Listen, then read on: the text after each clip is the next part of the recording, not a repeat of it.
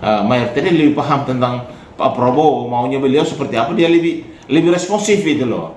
Karena apapun itu, pemimpin itu kan harus tahu orang yang tahu dirinya gitu loh. Misalnya dia butuh apa, kan mayoritas kan orangnya cepat respon ya, reaktif kalau ada apa-apa itu cepat. Yang kedua mungkin mayoritas juga mungkin bisa menguasai beberapa bahasa, sehingga ketika kunjungan kemana-mana kan dia juga dipakai sebagai juru bicara dia kan gitu. Jadi memang secara pangkat mungkin pangkatnya masih bukan perwira tinggi ya, perwira menengah, tetapi mungkin secara keilmuan, kepekaan dia, responsif dia, itu menjadi pertimbangan Pak Prabowo untuk menjadi tinggi.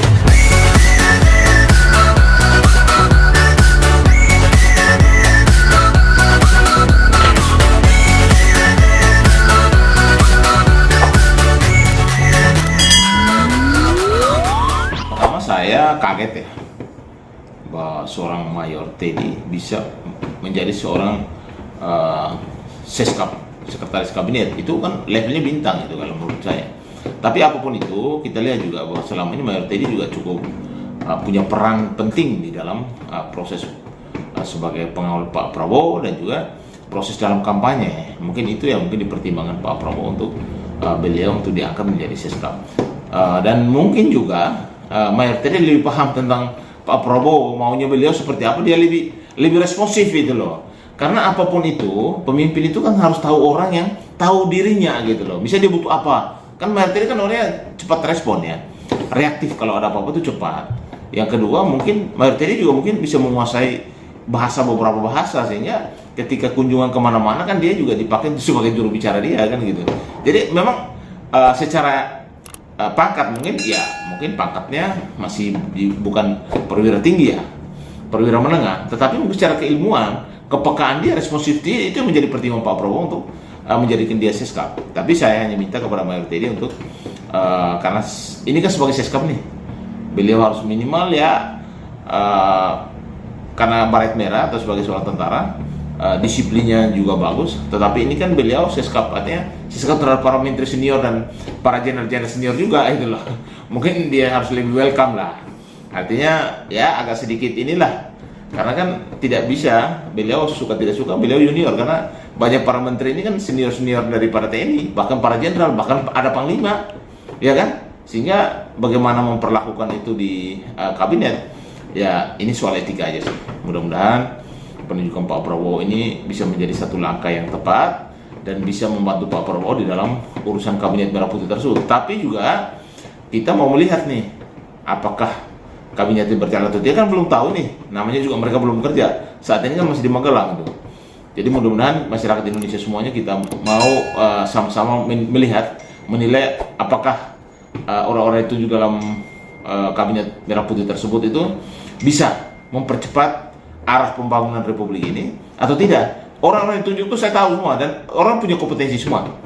Tetapi kan bagaimanapun itu seorang presiden kan pasti yang akan memberikan arahan-arahan kepada mereka, terutama itu lembaga-lembaga penegakan hukum seperti KPK, Kepolisian, Kejaksaan, Mahkamah Agung. Saya rasa ini harus diperketat karena hukum negara ini harus punya panglimanya adalah hukum.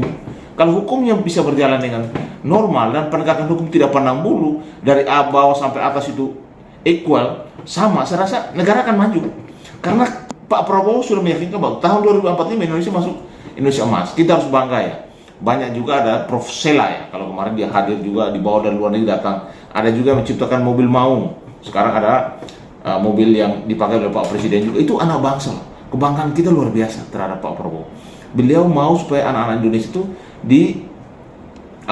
diberikan kepercayaan untuk membuat teknologi sendiri itulah. Bahkan menunjukkan beberapa artis menjadi utusan khusus beliau. Kan selama ini kan tidak pernah. Orang Indonesia itu jarang menghargai profesi orang. Raffi Ahmad itu kan menghibur rakyat Indonesia selama ini hampir 24 tahun. Dan wajar diberikan apresiasi oleh seorang Pak Prabowo untuk menjadi salah satu utusan khusus presiden yang membawahi bidang seni dan budaya dan hiburan.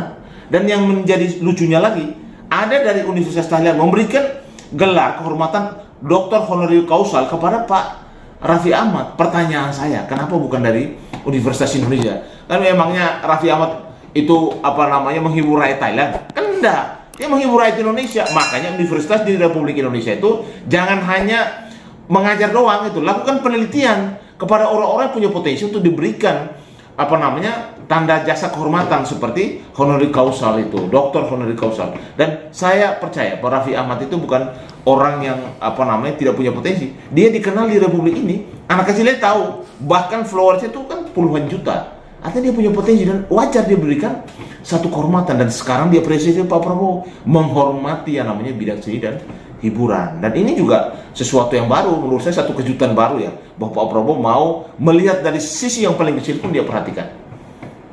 Kalau menurut saya pembekalan itu wajar ya. Kita aja sekolah aja masih diberikan pembekalan loh, apalagi pejabat negara. Wajar. Dibekali itu bukan hanya fisiknya loh. Mereka didoktrin tentang NKRI, didoktrin tentang nasionalisme, didoktrin tentang Pancasila, Undang-Undang Dasar 1945, mendisiplinkan mereka. Mereka harus bangun jam 4 pagi, bapak-bapak itu dan ibu menteri itu. Artinya disiplin mereka akan ketahuan di situ. Dan mereka juga akhirnya bisa bersilaturahmi. Kabinet Merah Putih akan saling kenal. Oh ini loh pelawak, ini musisi, oh ternyata ini artis, oh ternyata ini profesor, oh ternyata ini menteri ini dan itu dan lain sebagainya. Memang harus begitu dulu, satu tenda dulu, mereka saling kenal dulu, baru bisa bekerja sama. Mana bisa orang tidak saling kenal bisa bekerja sama dengan baik. Ini satu langkah yang positif oleh Pak Prabowo. Strateginya beliau luar biasa. Bagaimana Kabinet Merah Putih itu adalah keluarga besar, dan itu harus bisa bekerja buat rakyat. Saya yakin dan percaya dengan statement Pak Prabowo dan juga dengan ketegasan Pak Prabowo untuk membawa Indonesia maju, ini merupakan satu langkah yang positif dan kita harus mendukungnya. Ayo masyarakat Indonesia dan juga para anak muda di Indonesia, jangan acuh tak acuh. Negara ini butuh kita gitu loh. Kalau siapapun dibutuhkan oleh negara yang ditunjuk, dia harus mau. Bahkan kalau perang pun kita harus hadir untuk bela negara ini. Kita hidup, mati, makan, semua ada di Republik ini. Kenapa kita tidak punya jiwa nasionalisme untuk bela bangsa ini? Ayo, mari saatnya kita menuju Indonesia Mas. Dan jangan lupa, jangan acuh, jangan masa bodoh. Jangan hanya suka kritik, tapi juga kritik yang membangun. Jangan suka menyerang kehormatan, harkat, dan martabat para pemimpin Indonesia. Tapi tunjukkan juga lah kritisi yang membangun bangsa ini.